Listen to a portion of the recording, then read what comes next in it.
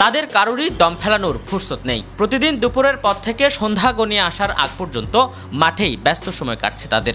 ঘাম জড়িয়ে নিজেদের প্রস্তুত করছেন খেলোয়াড়েরা।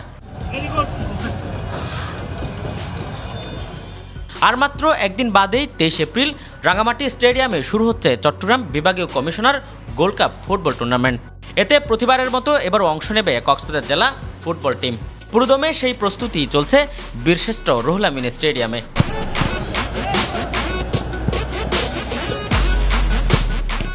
বিভাগীয় কমিশনার গোল্ড কাপ ফুটবল টুর্নামেন্টের গত দুইবারের চ্যাম্পিয়ন কক্সবাজার জেলা টিম।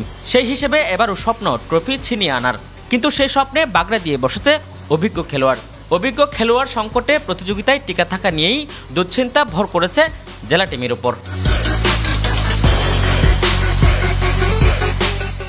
তথ্য বলছে ঢাকায় বি লিগ ও চ্যাম্পিয়ন্স লিগের খেলা চলমান থাকায় বর্তমানে কক্সবাজারে অভিজ্ঞ অন্তত 30 জন খেলোয়াড় সেখানে অবস্থান করছেন। সে কারণে তুলনামূলক কম অভিজ্ঞ ও তরুণদের নিয়ে সাজানো হয়েছে এবারের টিম। ফলে বিভাগীয় কমিশনার ফুটবল টুর্নামেন্টে সেই অভিজ্ঞ খেলোয়াড়দের অংশগ্রহণ নিয়ে দুশ্চিন্তা কাটছে না জেলা টিমের প্রধান কোচের। তবে আশা ছাড়তে রাজি নয় কোচ। নতুনদের নিয়ে এবারও চ্যাম্পিয়ন হতে চায় জেলা টিম। মনোবল আছে জেলা টিমে অংশ নিতে যাওয়া খেলোয়াড়দেরও।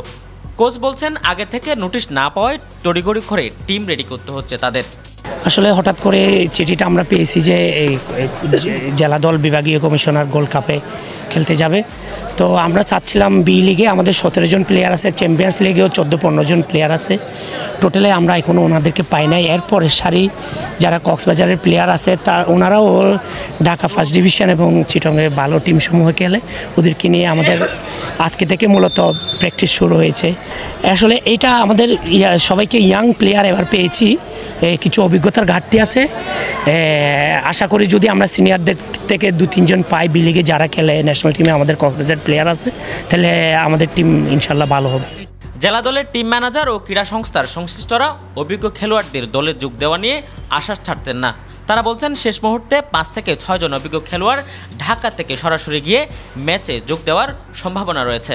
আমরা গতকালকে বাছাই প্রক্রিয়া শেষ করেছি, আজকে প্র্যাকটিস চলতেছে। আমরা ধারাবাহিকভাবে আমরা 22 তারিখ চলে যাব। আমাদের সম্ভাবনা আমরা এবারও চ্যাম্পিয়ন হব। মূল দল এখনও ঘোষণা করা হয় নাই। আমরা 23 জনের একটা প্রাথমিক দল ঘোষণা করেছি। আগামী পরশুদিন আমরা একদম মূল দল ঘোষণা করে আমরা রাঙামাটির উদ্দেশ্যে রওনা হব। আমরা আশা করছি মোটামুটি গতবার যেহেতু আমরা চ্যাম্পিয়ন হয়েছি, এবারও চ্যাম্পিয়ন হওয়ার জন্য আমরা টিম গঠন করতেছি এবং ঢাকাতে যে খেলোয়াড়রা আমাদের ন্যাশনাল খেলোয়াড়রা খেলে তাদের সাথে আমাদের আলাপ আলোচনা চলতেছে বি গ্রুপের। তাদের সাথে আলাপ আলোচনা করে তারা যতটুকু পারে 3 জন, আমরা 6 জন আসার জন্য বলেছি। তারা যেহেতু এখানে ঢাকাতে খেলা চলতেছে 3 জন কিংবা 4 জন আমাদের এই টিমে খেলবে। টুর্নামেন্টে অংশ নিচ্ছে রাঙামাটি, খাগড়াছড়ি, বান্দরবন, চট্টগ্রাম ও কক্সবাজার। এই টুর্নামেন্টের running champion Cox's Bazar. News desk, Penowa.